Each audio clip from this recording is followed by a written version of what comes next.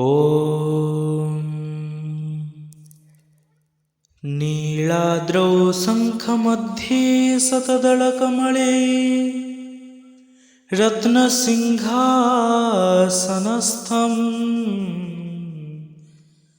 सर्वालङ्कारयुक्तं नवघनरुचिरं संयुतं चाग्रजेन भद्राया वामभागे रथचरणयुतं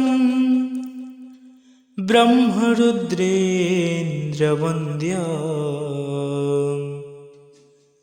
वेदानां सारमीशं सुजनपरिवृतं